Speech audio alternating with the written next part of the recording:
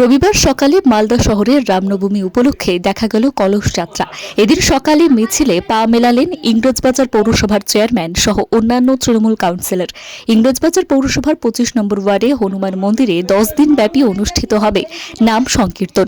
সেই উপলক্ষে এদিন প্রায় 2000 মহিলা কলস যাত্রায় অংশ নেন।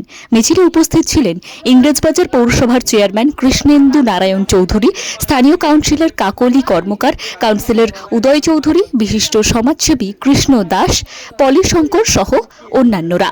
এদিন মহিলারা মাথায় কলস নিয়ে শহর পরিক্রমা করে পৌঁছান কুলিপাড়া এলাকায়। পরিস্থিতি সামাল দিতে শহর জুড়ে মোতায়েন করা হয় বিশাল পুলিশ বাহিনী।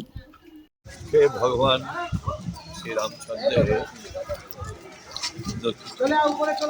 আমরা প্রতি বছর এই দিনটিকে শ্রদ্ধার সঙ্গে পালন করি।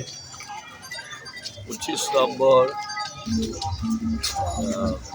32 নম্বর সমস্ত ওয়ার্ডের ভক্তরা তারা একটা কলস যাত্রা, অর্থাৎ নদী থেকে জল নিয়ে সেই জল দিয়ে ওইখানে আমাদের রামচন্দ্রপুরে একটা পাড়া আছে কুলিপাড়া, সেখানে মন্দিরের bureau report, timeless depiction news.